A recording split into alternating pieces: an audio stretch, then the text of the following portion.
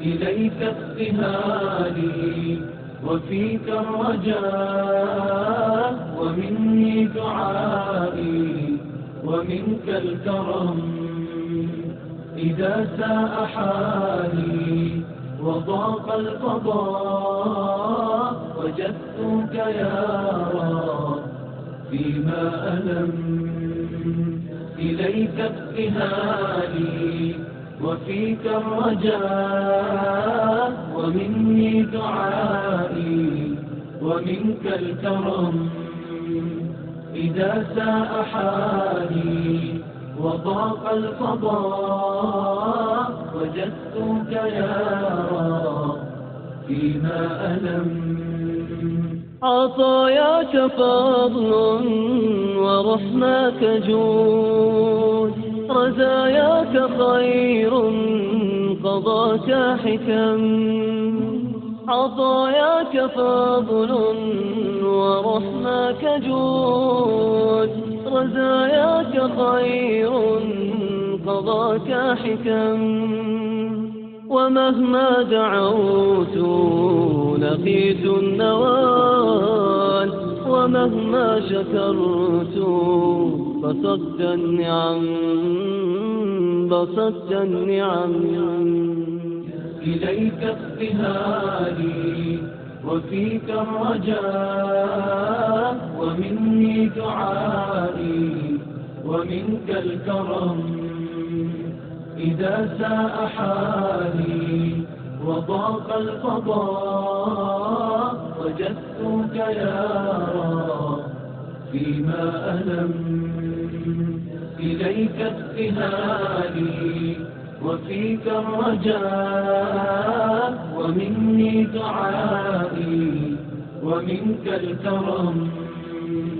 إذا ساء حالي وضاق القضاء، وجدتك يا رب في. الحمد لله الذي لا يرجى لكشف الشدائد إلا هو، ولا يدعى لدفع المكائد إلا هو. وما مراد المحبين في الدارين إلا هو، وما طلب الواصلين في الكونين إلا هو. المخلوق كلهم ضعفاء ولا قوي إلا هو، والناس كلهم فقراء ولا غني إلا هو. لا واحد ولا ماجد إلا هو، غافر الذنب وقابل التوب شديد العقاب، بالطول لا إله إلا هو. وما يعلم الجهر والأسرار إلا هو. وموسى على الطور حين نادى قال لا إله إلا هو. وإبراهيم في نار العميق حين ناجى قال لا إله إلا هو. ويونس في بطن الحوت حين ناجى قال لا إله إلا هو. ويوسف في قعر البئر حين ناجى قال لا إله إلا هو. ونشهد أن لا إله إلا الله وحده لا شريك له، ونشهد أن سيدنا محمدا عبده ورسوله. يقول الحق تبارك وتعالى بعد أعوذ بالله من الشيطان الرجيم، بسم الله الرحمن الرحيم.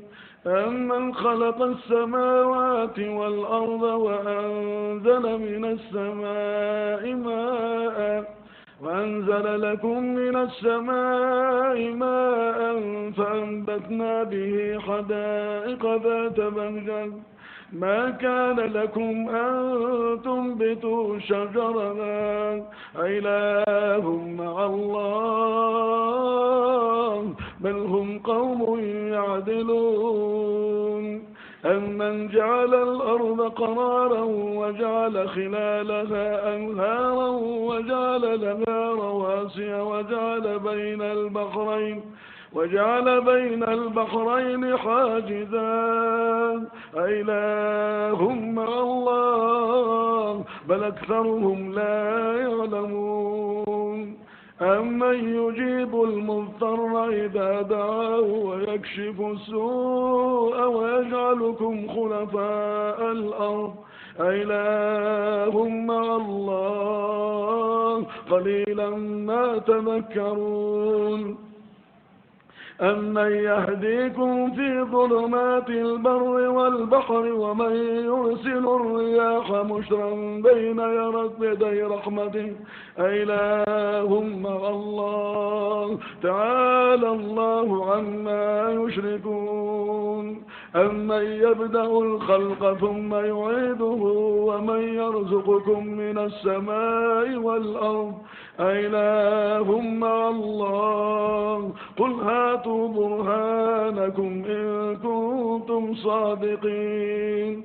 قل لا يعلم من في السماوات والأرض الغيب إلا الله وما يشعرون أيان يبعثون بل ادارك علمهم في الآخرة بل هم في شك منها بل هم منها غمون صدق الله العظيم.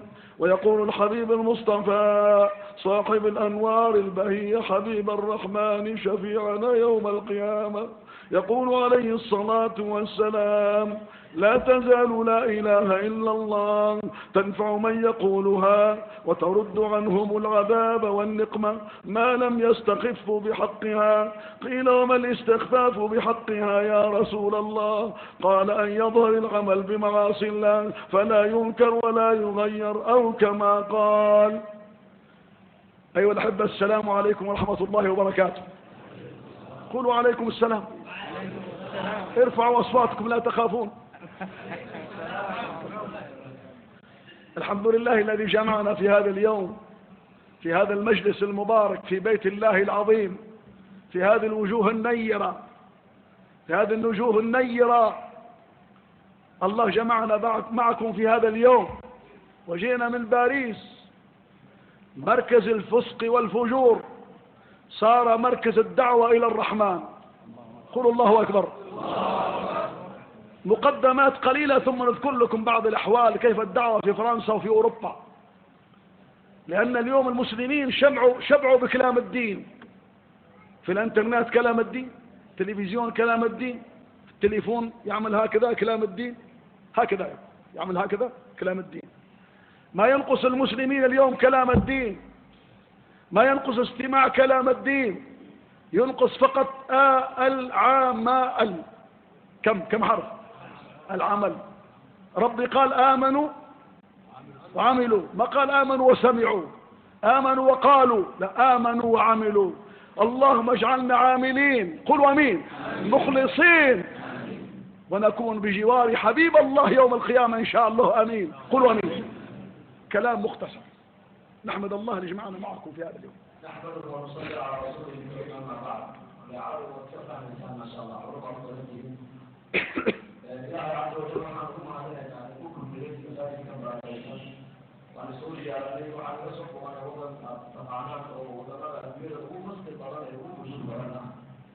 الله عز وجل فضل بذكارتك وضع الأولى على تسرية وجود روح فتنين وضع أنت الدعوة وأتشعر ودعوة الإسلام وأتفضل وقال وتنبض الرجاء بنا أسرار وضع يجيد ذلك السيان حوارات عن يمد ويمد ونال الوضراء عن كلمة اسمه دعوة وصع وصل وغير وصعه ولكن الله عز وجل عنهم علينا وجياش النور وقطع عليه النور والسيد إلهي الكريم.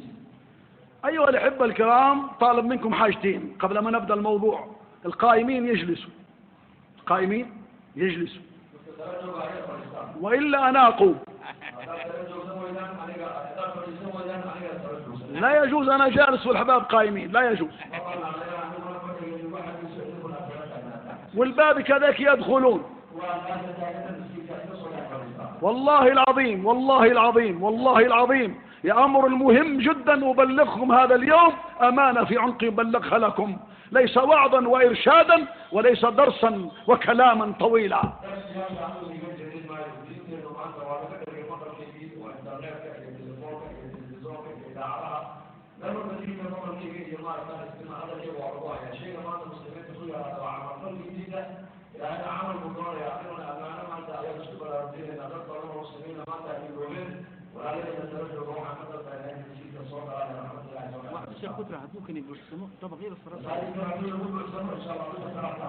شيء مهم لا يليق مسلم يفوت هذه الجلسة، لا يليق أبدا.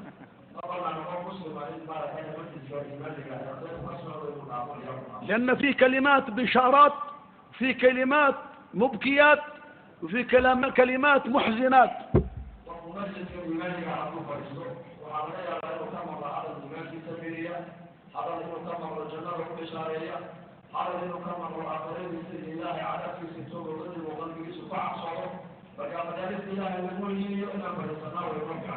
الشيء الثاني طالب منكم، الشيء الثاني تقفلوا التليفونات، لأن جالس تحت أجنحة الملائكة والتليفون ضرب الجرس أخذ تليفونه خارج برا وترك جلوس تحت أجنحة الملائكة. ماذا وجد؟ زوجته تدخل له البصل ما بقى في البيت، تعال جيب البصل.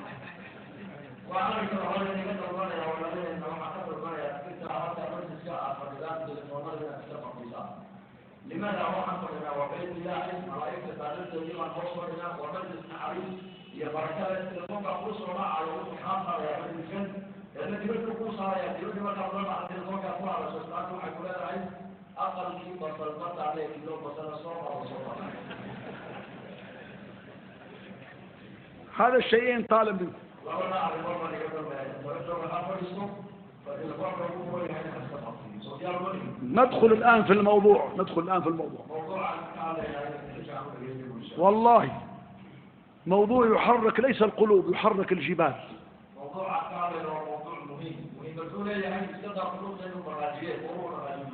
اليوم المسلمين يتساءلون في كل بلاد، مسلمين يتساءلون بعضهم بعضا ومتحيرين متشوشين. ماذا؟ لماذا؟ قال لماذا نحن مسلمين عندنا أموال طائلة لا ينقصنا مالا ولا ينقصنا طعاما ولا ينقصنا بيوتا، كل شيء عندنا كثير ولكن الذلة كثير.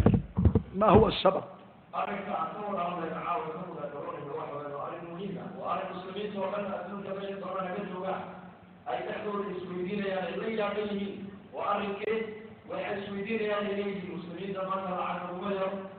عدد العدد المغير هذا لما كان المسلمين تزمن كمان كمان فلنا واحد إنسان أشياء فلنا واحد إنسان ترى فلنا وجهه هذا كل جوبيه وصدره وبنيه بعد الصباح. توجهوا عينيكم هنا. ولماذا الصحابة رضي عنهم كانوا قليلين، طعامهم قليل، لباسهم قليل، يربط الحجار على بطونهم، يسكنوا العريش، يركبوا على البعير، يشربوا ماء الغدير، يأكلوا خبز الشعير، ويصلوا على البشير. والعزة كثير. لماذا؟ قليلا كل شيء عندهم، عزة كثير. كل شيء عندنا كثير، ذلة كثير. ما هو السبب؟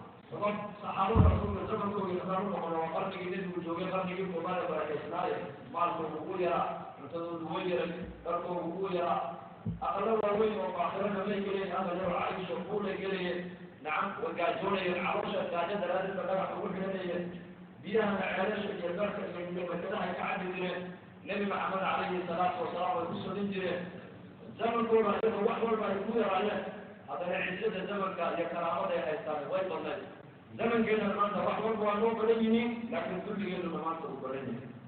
صحيح. قولوا حركوا رؤوسكم. صحيح. ما هو السبب؟ تريد تسمع السبب؟ سبب واحد تركه المسلمون، هم قاموا به، فلما قاموا بهذا السبب الوحيد إيمانهم زاد وترقى يوما بعد يوم، صلحت أعمالهم، صلحت صفاتهم، عند ذلك الله رضي عنهم، فعند ذلك نصرهم نصرة غيبية من قدرته الخاصة جل وعلا.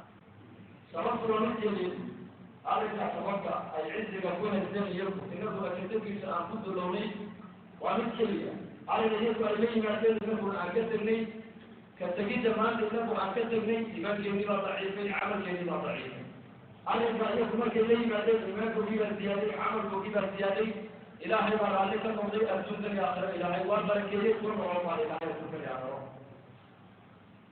مسلمين تركنا هذا العمل، هذا العمل تركناه ليس يوما يومين، 14 قرن 14 قرن الأمة تركت هذا العمل. ما هو؟ الدعوة إلى الله. الدعوة، قولوا الدعوة، زيدوا عاود الدعوة.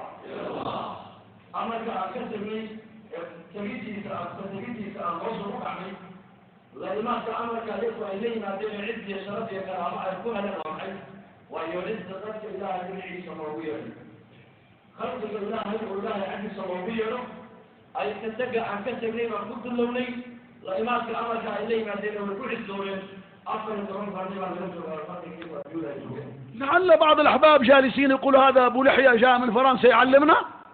نحن نعرف كل شيء، كل واحد قائم بدعوة، كل واحد قائم دعوة هناك، دعوة هناك، دعوة هناك.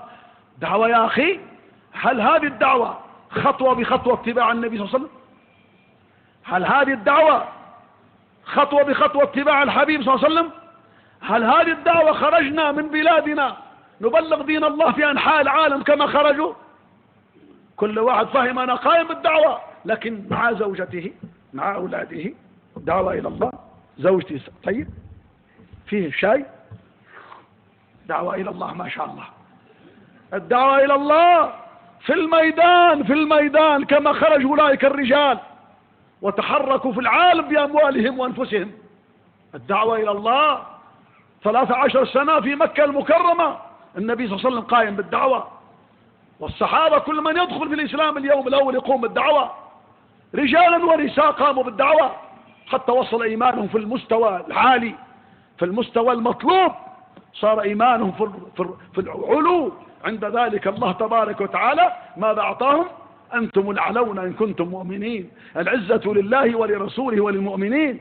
وعد الله الذين آمنوا منكم وعملوا الصالحات ليستخلفنهم في الأرض كما استخلف الذين من قبلهم وليمكنن لهم دينهم الذي ارتضى لهم وليبدلنهم من بعد خوفهم أمنا يعبدونني لا يشركون بي شيئا ومن كفر بعد ذلك فأولئك هم الفاسقون. الآية الأخرى إن الذين آمنوا وعملوا الصالحات سيجعل لهم الرحمن ودا، علوا بالإيمان، عزة بالإيمان، خلافة في الإيمان، محبة بين المسلمين بالإيمان. اليوم مسلمين بينهم المحبة، قولوا المسلمين يذبحوا بعضهم بعض، هذا يقول الله أكبر، يقول لا إله إلا الله، لا إله إلا الله تقتل الله أكبر، والله أكبر تقتل لا إله إلا الله.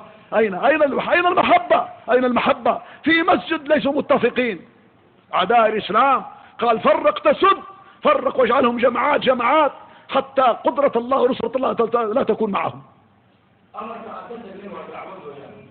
دعوتي لو عن سنة رجل أرض غير إلي هذا الأولاد من بركة رئيس النبي أنا بقول الإصلاح وبقول المسلم سلوك على دعوة الوضع عليها صلوا دعوة والله ودعوة الشمال الجديد الشمال الجديد الله عرض على فيه إلى المدارس التي ما برشة تأخذ العيال هذا القرآن فقط جاء هذا مرة فقط الرجل في عيسى ولا تدري علماء المساجد الدروس كان أحسن أطلق لهم قبل على دعوة والقرآن وأجعلها لكن دعوتنا حين نظر ليدين محمد وصل بالواقعي ودعوتنا دورنا النبي أن يتنبه ينون عقب عقب لا سرى النبي النور عليه الصلاة والسلام ودعوت الرسول يتكفر إلى يفضل السجاع وما لكم وتفضل الوقت موجة أي لا يتسكوا بالعيان لا يتبادلوا للبيت عمل يتقالي يتقالي ورفع أي دين الله يوم ولا أقعد رسولكم مكة دين الله يشغل المال ينقوا وبعدين أي دعوت أمته وبيه لن إيمانكم بما سيادين دين بما سيادين فقط إلى عيسي بلاقات دين تتذكر إلى عيسي وبلاقات يكون الإله إلى عيسي وإلهي العسي العلو إلى عيسي وأنتم الأعلون إن كنتم مؤمنين إلى عيسي إنك أمروا بقرين وصغيرين حتى المؤمنين عزيزين وعد الله الذين آمنوا منكم إلى حوالي وعليكم إلى حوالي وعليكم كوين إنك اللي قبل الإيمان دي عمل صالح عليه إلى حوالي وعليكم إنه لك بحمسين أمني إلى حوالي المسلمين عصر الكجرة عصر السنة يكفتر إنه لا هي أمن الحب الدلي أي لا هي ويا واحد كل لا هي مدينة ويا واحد الخلق قاعد بيده كل ورد بيده محاضر وديك قاعدة ولا دي كمان فعادة دي بدك أشياء بيده يكون هذا يا وأقوال وأمر الدعوة لهنا الدعوة كمان ولا بس الإيمان بالزيادة إيمان زيادة إيمان كمان في زيادة واحد يجي قال قادر الله حق سرقة إليه أي المسلمين ده محبة هذا يا إلهي ما جعلان وخلق ما جعلان وياك جعلان ما تراوي محبتي ولا لا مساجد قال يسكنها إنسان وقر قال يسكنها إنسان وإحنا لا يعني يا أخوان كفر المسلم وكفر المسلم ولا يجب إليا كان ولك قادر يا أولادي كفر يقول لا إله إلا الله ولا يقول لي كان يقول لي الله أكبر عليكم ولا الله أكبر لا إله إلا الله دي ليس لا إله إلا الله أكبر ليس أول محبتي لا يقرأ وكل شيء ويل مؤمنين تزعلني وسكون عليه قال يسوع لي إياك سكون عليه صفات الإيمان وضعيفي دعوتي لقيتك أي صفات إلهي ولا قال الإيمان والضعيف. اسمعوا توجهوا هذه السؤال يقول شيء لما عينيكم هناك قلوبكم هنا لما تنظر هناك وهناك ماذا موجود؟ واحد خرج وواحد دخل. كم سنة في مكة دعوة؟ قولوا أنا أقول لكم المختصرات وأنتم نعطيكم المقتطفات القليلة وأنتم كملوا ما يحتاج قصة كاملة كل كلام.